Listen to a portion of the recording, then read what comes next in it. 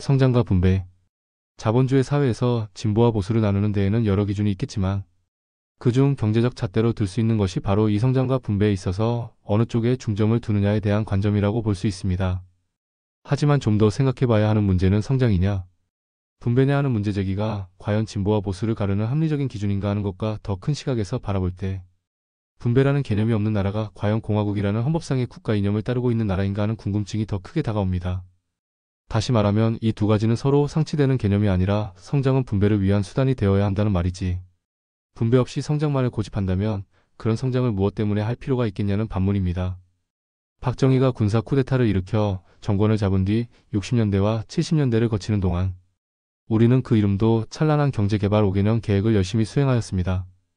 그로 인해 정말로 세계 만방으로부터 찬사를 받는 성공적인 근대화 국가를 달성할 수 있었습니다. 경부고속도로를 엄청난 계속 공정으로 완공하고 그 안에서 수많은 인부들이 유명을 달리했을 때도 이는 그저 근대화를 위한 희생으로 미화될 뿐이었습니다. 천불소득 100억 수출이라는 전 국민적 구호 아래 미친 듯이 일만 하는 일벌레라고 선진국으로부터 칭찬과 조롱을 받아도 그냥 그걸 칭찬으로만 받아들이며 넘어갔습니다. 언젠가는 우리도 잘 살게 될 것이라는 꿈과 희망으로 버티고 이겨낸 것이었지요. 그리고 그때 이런 얘기가 있었습니다. 1980년대가 되면 모든 국민이 자가용을 타고 고속도로를 누비게 될 것이라고. 그리고 그 말처럼 올림픽 이후 그런 시대가 찾아왔습니다. 인구수 4,500만의 자동차가 1,000만 대 하지만 재미있는 건 있는 집은 두세 대씩 있지만 없는 집은 여전히 없다는 사실이었습니다. 조국 근대화를 위해 희생했던 약 30년의 기간 동안 모든 국민을 휘어잡았던 구호와 신념이 있었다면 그건 바로 하면 된다는 마음가짐이었습니다. 그런데 문제가 터졌습니다. 하면 되는데 그게 되는 놈만 되더라 하는 것이지요. 죽도록 고생했는데 그 결과물은 있는 사람이 다 가져가 버리고 많은 서민들은 여전히 먹고 살기 팍팍한 삶의 질곡에서 헤어나오지 못하는 상황을 인식하게 되었다는 것입니다. 예를 들어 새빵살이 시절에 집주인을 부러워하며 열심히 일을 해서 겨우 집 한 채를 장만했는데 알고 보니 그 집주인은 빌딩을 올렸다는 사실을 듣고 느끼게 되는 허탈감. 예전에는 조금만 더 열심히 하면 따라 잡을 수 있을 것이라고 생각했던 목표가 하면 할수록 더 멀어져만 간다는 것을 깨달았을 때의 좌절감과 절망감이 전체 사회를 지배하게 된다면 그 다음 일은 불을 보듯 뻔한 것입니다. 사람들은 점점 더 영악해지고 이 유치찬란한 학력 인플레 사회는 그런 현상을 더욱 부채질합니다. 영악해진 사람들 사이에서 한 번 속지 두 번 속냐? 열심히 해봐야 있는 놈들 배만 더 불려줄 짓을 왜 하냐? 하는 인식이 팽배해 간다면 이는 곧해서 되는 일이 없다라는 생각을 뛰어넘어 하긴 뭐하려고 하나 축 써서 개줄 것을이라는 생각으로 굳어질 것이고 이렇게 되면 그 사회는 돌이킬 수 없는 지경에 빠져들게 됩니다. 제가 걱정하는 것이 바로 이것인데 분배의 정의가 바로 서지 못한다면 그 사회 구성원의 의식의 좌절을 불러오게 되고 이로 인한 폐해는 상상할 수도 없는 정도가 될 것이기 때문입니다. 작년 한때 외환 문제로 시끄러울 때 어디선가 예전 IMF 때 금 모으기 한 것처럼 이번에는 달러를 모아야 하는 것 아니냐 하는 소리가 있었는데 도대체 왜 특정 정당이 정권을 잡으면 국민들이 뭘 자꾸 모아야 하니 많이 말이 나오는 것도 알 수 없지만 과연 그렇게 해서 캠페인하고 또 선전선동해서 달러 모으기 합시다 했을 때 그 효과가 얼마나 발현될지도 궁금합니다. 지금 국민들이 바보입니까? 그때 그 금 모으기 한 결과가 어떻게 되었는지를 뻔히 알고 있는 마당에 그런 쇼가 또 통할 것이라고 생각하는 사람이 우스울 뿐입니다.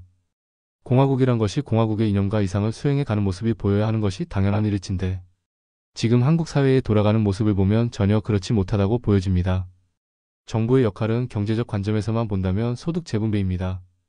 이를 위해 고용정책, 세금정책이 마련되어야 합니다. 하지만 이번 정부의 머리와 정책에는 분배라는 단어가 빠져있는 것처럼 여겨집니다. 도대체 성장을 왜 해야 하는지, 어떻게 해야 단기적이고 즉흥적인 쇼맨십에 그치지 않고 국민 경제에 건전하고 내실 있는 성장이 이루어질 것인지에 대한 고민의 흔적이 전혀 보이지 않는다는 것입니다. 성장과 분배는 좌판이 우판이 하는 치졸한 이념 논쟁의 대상조차 아닙니다. 이념 논쟁을 하려면 좀 그럴듯한 걸 가지고 해야지요. 내가 가진 걸 죽어도 내놓지 않겠다는 수구, 기득권 세력을 비난할 문제도 아닙니다. 다만 중요한 것은 함께 이룬 결과물에 대하여 많은 사람이 납득할 수 있는 방식으로 분배가 이루어져야 한다는 것입니다.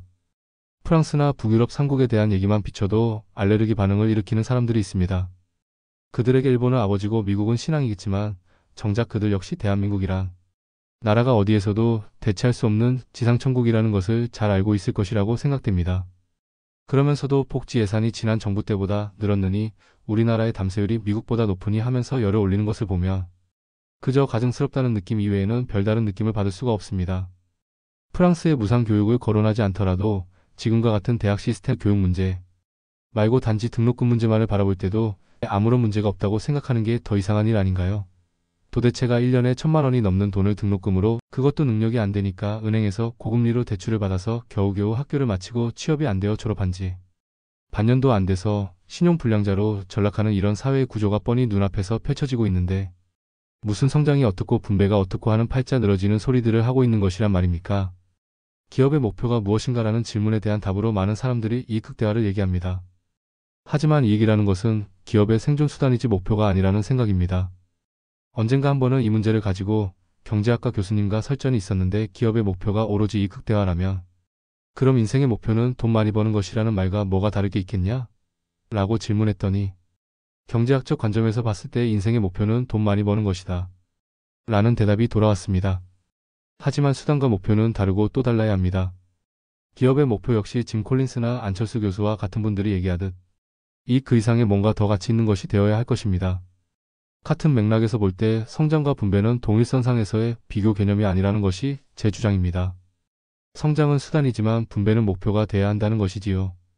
공화국의 이념이 공동선의 추구 내지는 함께 잘 사는 사회를 건설하는 것임에 분명하다면 성장만 있고, 분배는 없는 현실의 상황은 수단과 목표를 혼동하는, 아니면 특정 집단이 자신들의 이익을 위해 진실을 왜곡하려는 의도가 짙게 배어있는 모습이라고 보여집니다.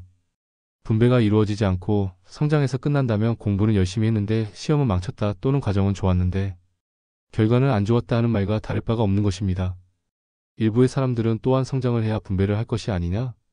파이를 키워야 나눠줄 목도 생길 것이 아니냐 하면서 선성장 후 분배론을 입에 달고 삽니다.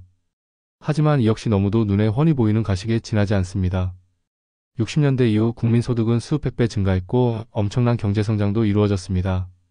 그런데 언제 제대로 분배해 본 적이 있었나요? 그 사람들의 생각은 아마도 국민소득이 5만 달러, 10만 달러쯤 가면 제대로 된 분배가 이루어질 것으로 여길는지 모르겠지만, 단언컨대 그런 사람들은 지구상의 부를 다 가져다 준다고 해도 결코 그런 일을 하려고 하지도, 또한 그렇게 되는 것을 반기지도 않을 사람들입니다. 또 어떤 사람들은 그동안 분배 많이 하지 않았느냐 하고 주장하기도 합니다. 그 사람들 눈에는 옛날에 보리 고개에 밥 굶던 시절에서 이만큼 살게 되었으니 그게 엄청나게 잘 살게 된 것으로 보이나 봅니다. 뭐 달리 말할 것도 없지만 조금 심하게 표현해서 너희 집 강아지도 밥은 안 굶는다 라고 하면 어떨까요?